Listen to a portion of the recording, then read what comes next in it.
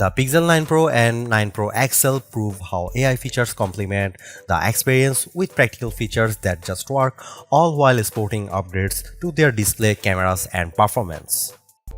After using the Pixel 8 Pro for over 6 months as one of my daily drivers, I can tell how it has exceeded my expectations. Not only is it one of the best Android phones around, but also one of the best phones overall with its impressive AI features and camera performance.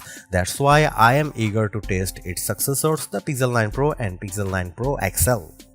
The company is rearranging its Pixel lineup because instead of just one flagship model, we are getting two instead, while the standard Pixel 9 and Pixel 9 Pro Fold round things out on the other ends of the spectrum.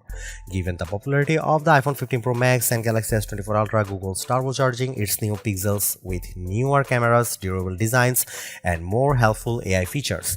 As much as Apple Intelligence claims to redefine the iPhone experience, I think these new Pixel phones take it a step further. In my Pixel 9 Pro and 9 Pro XL hands-on, I will explain the main differences between the two as well as sharing my early impressions to see if they are worth the money. Just as a reminder, the Pixel 8 Pro launched at $100 more than its predecessor last year with its $999 starting cost, and that's for a phone with a 6.7-inch display. That's why the Pixel 9 Pro XL is regarded as its true successor because of its 6.8-inch display, whereas the Pixel 9 Pro has a smaller 6.3-inch one.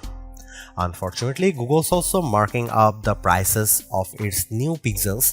I think it's a mistake because Pixels have historically undercut the competition, making them much more appealing options without forking over the typical flagship cost. The Pixel 9 Pro and 9 Pro XL fetch for $999 and $1,099 respectively, which means yet another $100 increase for a phone with the same sized screen as the Pixel 8 Pro.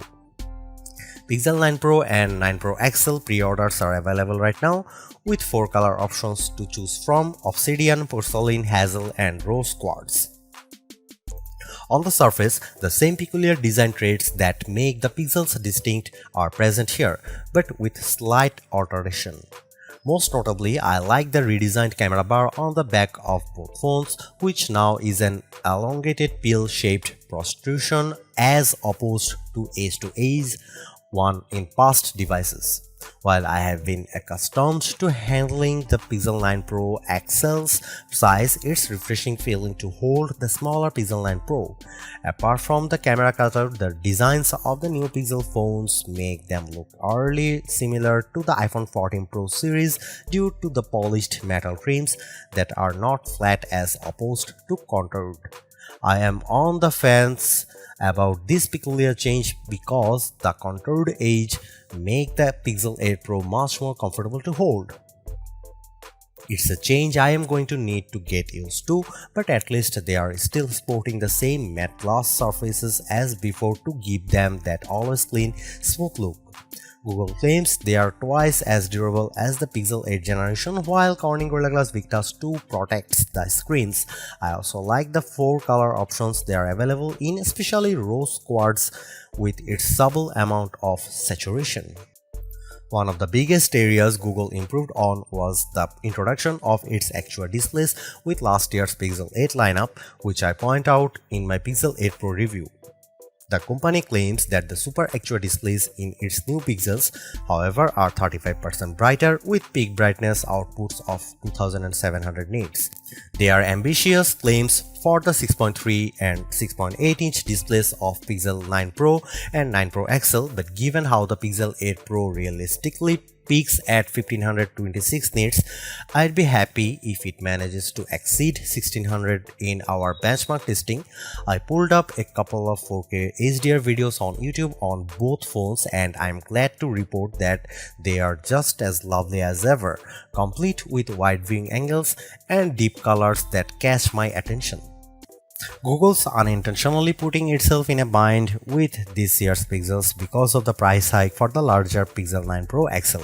It's hard to tell right now if the $100 increase is justified by its new AI features, so I think it will ultimately come down to how well these flagships perform in all the usual categories. On the flip side, however, I have to applaud Google for giving its smaller phone the same amount of love by keeping the same set of cameras mount with the pricier Pixel 9 Pro XL. In fact, it's a front runner for those who prefer smaller phones. These phones kick off the upcoming holiday season, so they can't afford to come up short knowing that the iPhone 16 is right around the corner. They need to set the bar high or face being written off by competing device between now and the end of the year. I know that price hikes are inevitable, but these pixels need to overperform in order to stay relevant and remain competitive.